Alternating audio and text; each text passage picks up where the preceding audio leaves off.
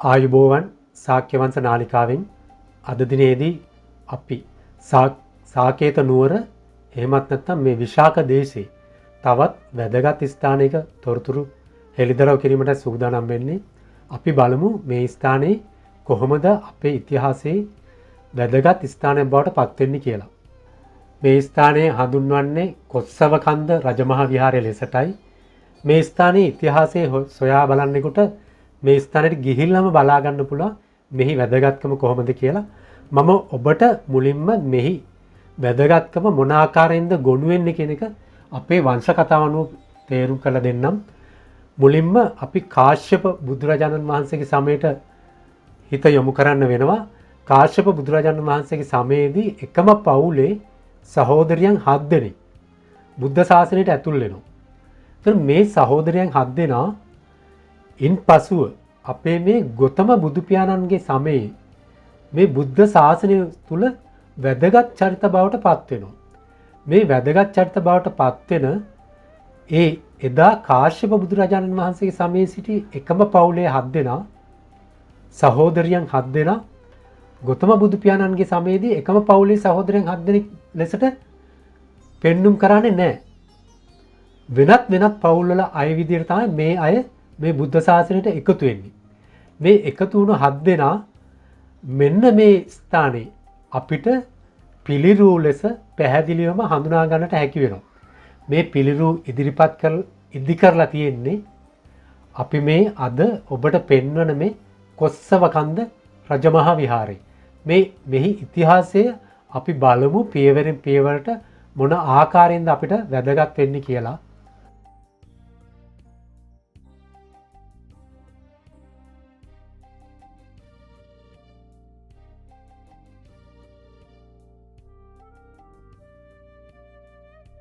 කොස්සවකන්ද රජමහා විහාරය තමයි මේ ඔබ දකින්නේ. එහි ඡායාරූප කීපයක් මුලින්ම මම ඔබට ඉදිරිපත් කරන්නම්. ඊට පස්සේ අපි බලමු මෙහි පිහිටීම කොහොමද කියලා. මෙන්න මේ ආකාරයෙන් Google සිතියමට මම ඔබ නෙත යොමු කරන්නම්.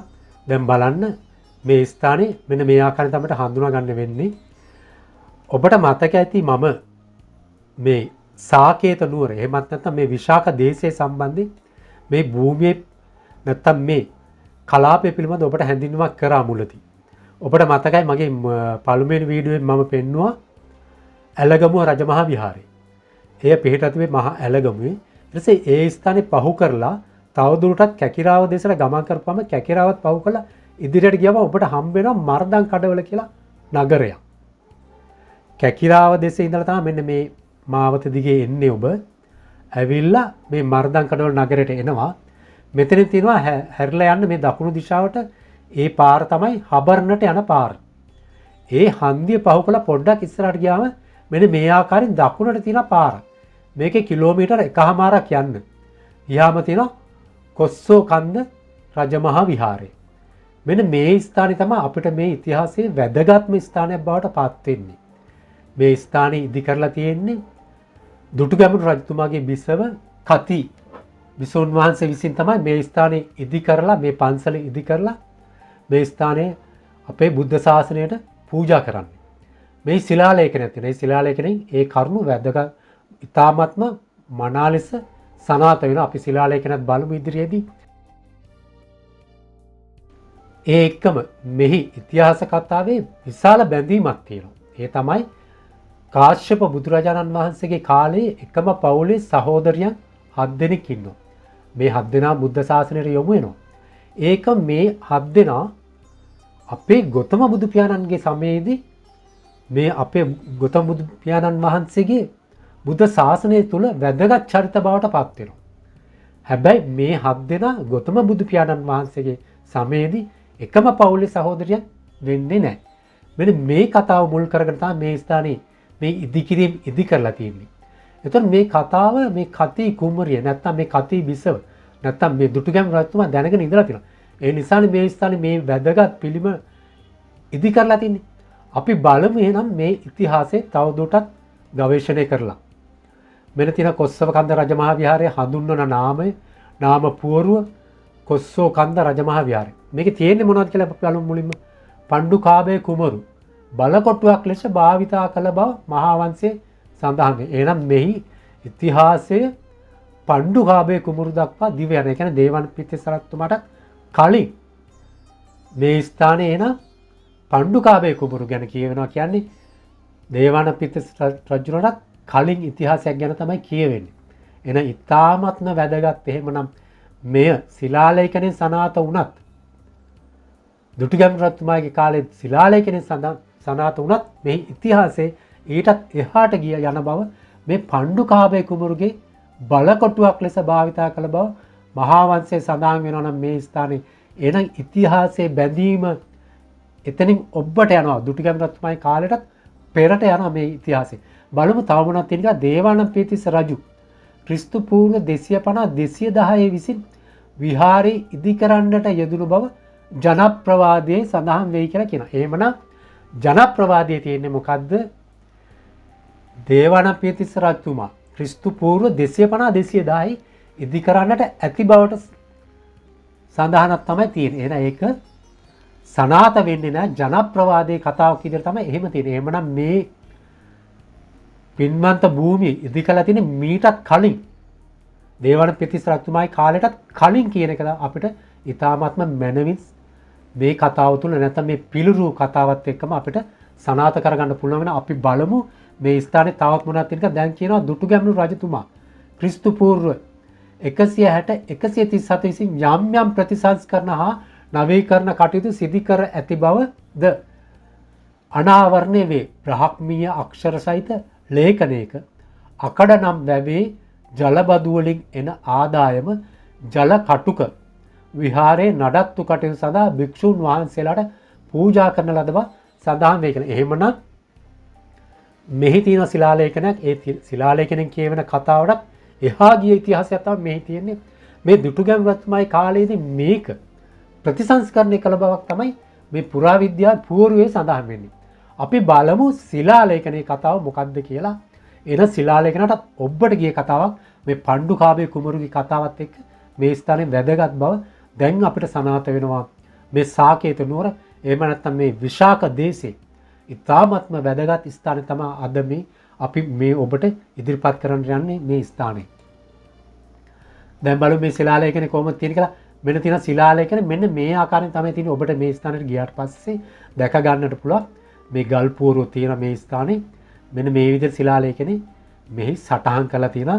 ශිලාලේඛනය තුල කියවෙන්නේ මොකක්ද කියලා බලමු. ශිලාලේඛන සංග්‍රහය තුල පූර්ව බ්‍රාහ්මීය ශිලාලේඛන සංග්‍රහයේ අංක 193 කොස්සව කන්ද කියලා තියෙනවා. බලමු මෙන්න තියෙනවා ඔබට. එහි පිටපත ශිලාලේඛනයේ පිටපත මෙන්න තියෙනවා. බලමු මහරජා ගමිණි අභය දෙවන පියස රමණී බරිය මිලක්කතිස්ස විහාර කාරිතේ කතිය. දැන් මොකද්ද කියවලා බලමු. එහෙනම් ඒකේ ට්‍රාන්ස්ලේට් එක කති. කති කියන්නේ ගාමිණී තිස්ස මේ තියෙන ගාමිණී අභය රජතුමාගේ රමණී බිස්සව. කති බිස්සව විසින් තමයි මේක ඉදිකලා තියෙන්නේ. ගාමිණී අභය කියන්නේ දුටුගැමුණු රජතුමා. දුටුගැමුණු රජතුමාගේ බිසව කති කුමරිය තමයි මේ මිලක්කතිස්ස විහාරය තුල මේ ශිලාලේඛනය තුලින් සඳහන් කරලා තියෙන්නේ. හැබැයි පුරාවිද්‍යාව කියන මේකේ යම්කිසි ප්‍රතිසංස්කරණ කටයුතු කිරීමක් තමයි කරලා තියෙන්නේ කියලා. එහෙමනම් මේ කටයුතු කරලා තමයි එහෙනම් මේ ශිලාලේඛනේ ඉදිරිපත් කරලා තියෙන්නේ. එහෙනම් මේ ශිලාලේඛනෙන් ඔබට ගිය කතාවක් අපිට පුරාවිද්‍යාවෙන් අනාවරණය කරලා තියෙනවා. මිලක්කතිස්ස විහාරය කියලා තමයි එතකොට මේ ස්ථානය හඳුන්වලා තියෙන්නේ. එහෙනම් මේ මිලක්කතිස්ස විහාරය අද හඳුන්වන්නේ කොස්සව කන්ද නැත්නම් කොස්සෝ කන්ද රජමහා විහාරයේ විදිහට තමයි මේ ස්ථානය හඳුන්වලා තියෙන්නේ. මේ ඉතිහාසයේ වැදගත්කම අපි බලමු. මෙන්න මේ ආකාරයෙන් අපේ අටුවාවේ දක්වන මෙන්න මේ තොරතුරු. මෙන්න මේ අටුවාව මම ගන්නම් ඔබට විශාකා වත්තු. නැත්නම් විශාකා මිගාර මාතා කියන එක. මෙන්න මේකෙදි තමයි මේ කරුණ හෙළිදරව් වෙන්නේ. අටුවාවෙන් ඉතාමත්ම පැහැදිලිව කියන මේ තියෙන කාශ්‍යප බුද්ධ කාලයේහි කිකී කාසි රජුගේ කාශ්‍යප බුද්ධ කාලයේහි කිකී කාශි රජුගේ නිවසෙහි සොහොයුරියන් සත් දෙනාගෙන් සියල්ලන්ටම කනිටුව උපන්නීය කියලා කියනවා. ඒ කියන්නේ කාශ්‍යප බුදුරජාණන් වහන්සේ කාලේ මේ කිකී කාශි රජුණන්ගේ තමයි මේ දරුවෝ 7 දෙනා ඉඳලා තියෙන කවුද? එකම පවුලේ එකම සහෝදරයන් 7 දෙනා. ඒ 7 දෙනාගේ නම් ටික තියෙනවා. මේ තියෙන්නේ සමනි, සමන ගුත්තා, වික්ඛුනි, වික්ඛුදායිකා, ධම්මා, සුදම්මා සහ සත්වෙනි එක තමයි 7 වෙනි එක කවුද? සංඝදාසි. මෙන්න මේ 7 දෙනා තමයි කාශ්‍යප බුදුරජාණන් වහන්සේ කාලේදී මේ රජුරුවන්ගේ මේ දුවරු 7 දෙනා විදිහට එකම සහෝදරයන් 7 දෙනා විදිහට හිටියේ. මේ 7 දෙනා අපේ ගෞතම බුදු පියාණන් කාලේදී මේ ප්‍රධාන චරිත බවට පත් වෙනවා. මෙන්න මේ ආකාරයෙන් ඒක හෙළිදරව් කළ දෙනවා අපිට මේ තියෙන්නේ මේ සත් සොහොයුරියෝ වූවාය කියලා සඳහන් වෙනවා. ඔව්හු මෙකල්ලි කියන්නේ මේ අපේ ගෞතම බුදු පියාණන් වහන්සේ කාලේ කවුද? කේමා එක්කෙනෙක්. උප්පලවන්න, පටාචාරා, ප්‍රජාපති ගෝතමි, ධම්මදින්නා, මහා මායා සහ 7 වෙනි එකන කවුද? විශාඛා. ඔන්න දැන් ඔබටම දැන් හොඳටම දැන් මේ කතාව පැහැදිලිනේ. එදා එකම පවුලේ 7 දෙනෙක් විදිහට හිටපු 7 දෙනා අද ගෞතම බුදු පියාණන් වහන්සේගේ සමයේදී වැදගත් චරිත බවට පත් වෙලා තියෙනවා. හැබැයි එකම පවුලේ 7 දෙනෙක් විදිහට නෙවෙයි. ඒ අය තමයි කේමා, උප්පලවන්න, පටාචාරා, ප්‍රජාපති ගෝතමි, ධම්මදින්නා, මහා මායා සහ විශාඛා. මෙන්න මේක අපිට හෙළිදරව් කරන්නේ මෙන්න මේ අටුවා. විශාඛා නැත්නම් විශාඛා වත්තු කියන අටුවයි. මෙන්න මේ 7 දෙනාගේ පිළිරුව තමයි මෙන්න මේ මම කියන මේ කොස්සෝ කන්ද. එහෙම නැත්නම් මේ මිලක්කතිස්ස රජමහා විහාරේ දක්නට ලැබෙන්නේ. එහෙනම් මේවා ඉදිකරේ කවුද එදා?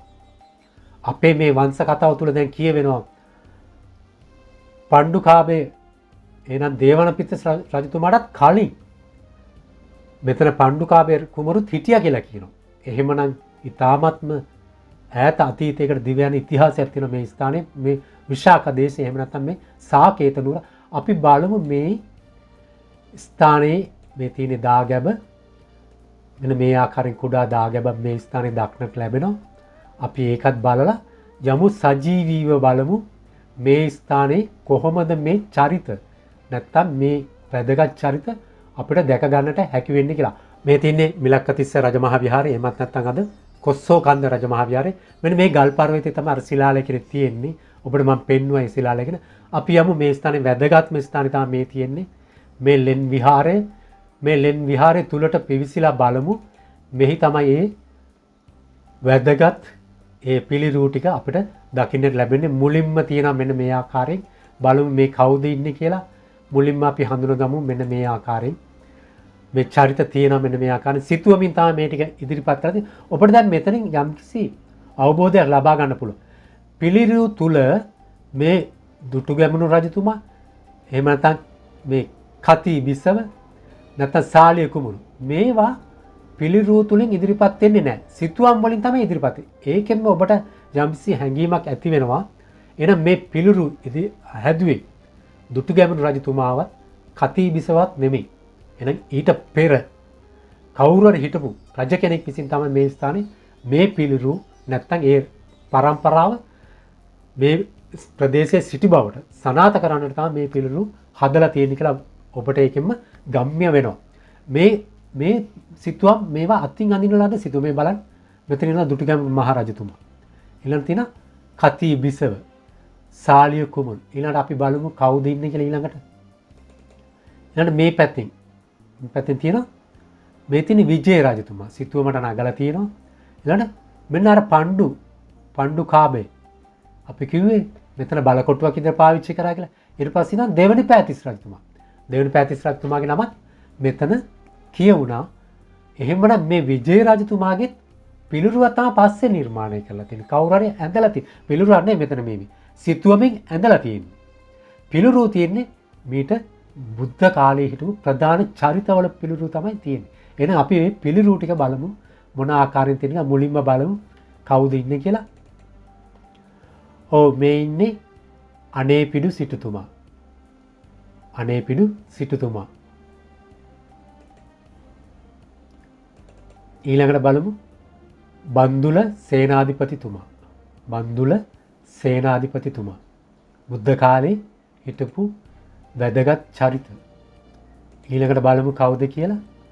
මහා කෝසල රජතුමා. මෙන්න මහා කොසල් රජතුමා. මේ කොසල් රජතුමා තමයි සාකේත නුවර එහෙම නැත්නම් මේ විශාඛ දේශය පාලනය කරේ. පස්සේ නදි කොසල් රජතුමා හිටියේ සවැත් නුවර මුල් කරගෙන සවැත් නුවර ජේතවනාරාමයට තමයි පස්සේ නදි කොසල්තුමා වැඩිපුරම ගියේ. ඔබට මේ කතා කියවද්දි තේරුම් ගන්නට හැකි වෙයි මහා කොසල් රජතුමා නෙවෙයි ගියේ ජේතවනාරාමයට. පස්සේ නදි කොසල් රජතුමා. එහෙනම් මේ මහා කොසල් රජතුමා හිටියේ අපේ මේ සාකේත නුවර. බලමු ඊළඟට කවුද ඉන්නේ කියලා. බිම්බිසාර රජතුමා. ඉතාමත්ම ලස්සන රූපයක් තියෙන රජ කෙනෙක් විදිහට තමයි හඳුනගෙන තියෙන්නේ. හඳුන්වලා දීලා තියෙන්නේත් එහෙමයි. බිම්බිසාර රජතුමා. ඊළඟට බලමු කවුද කියලා. සුද්ධෝදන රජතුමා. සුද්ධෝදන රජතුමා මෙන්න මේ බලන්න රැවුලක් එහෙම තියෙනවා. ඔබට යම්කිසි මතකයක් තියෙනවා නම් අපි ඉදිරියේදී ඒක පෙන්눔 කරන්නම් ඔබට. බඹරගල රජමහා විහාරයේ පිළිම දෙකක් හම්බ වුණා. ඒ පිළිම දෙකෙන් එකක සුද්ධෝදන රජතුමා ඉන්න බවට තමයි හඳුනා ගන්නට හැකි වුණේ.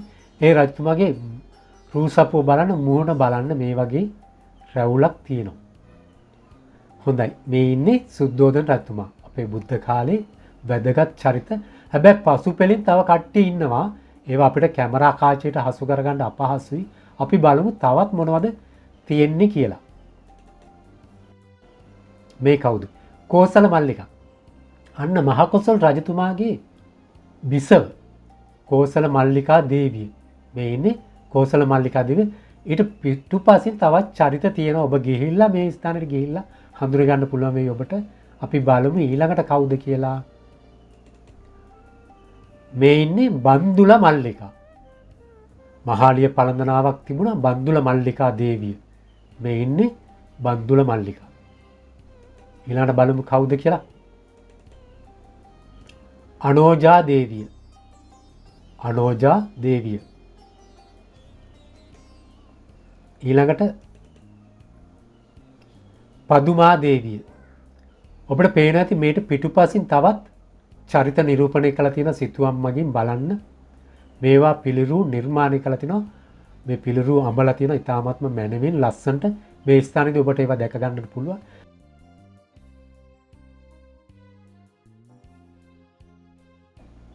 මේ කවුද? මෙන්න විසාකා සිටු දේවිය. මහාලිය පළඳනාව පැළඳගෙන සිටිය විසාකා සිටු දේවියගේ පිළිරුව. මේ ස්ථානයේ දැක ගන්නට හම්බ වෙනවා. මෙන්න කාශ්‍යප බුදුරජාණන් වහන්සේගේ සමයේ හිටපු අර සහෝදරයන් 7 දෙනාගෙන් බාලම සහෝදරිය තමයි මේ විසාකා සිටු දේවිය. ගෞතම බුදු පියාණන් වහන්සේගේ සමයේ ඉන්න වැදගත් චරිතයක්. ඊළඟට පටාචාරා. මෙන්න තවත් අර 7 දෙනාගෙන් එක්කෙනෙක්. පටාචාරා භික්ෂුණී. පටාචාරා මෑණියන් ඉන්නවා. ඊළඟ අපි බලමු කවුද ඉන්නේ කියලා. කේමා. කේමා මෑණියන් ඉන්නවා.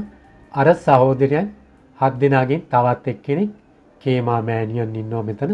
බලන්න පිටුපසින් තවත් අය නිරූපණය කරලා තියෙනවා. ඊළඟට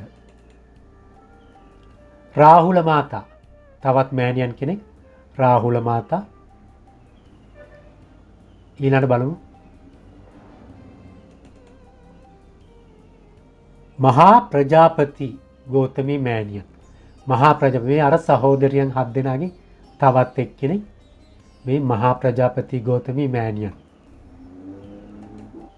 ඉතින් ඔබ මේ ස්ථානෙට එන්න. මේ ස්ථානේ තවත් මේ වගේ පිළිරු තියෙනවා.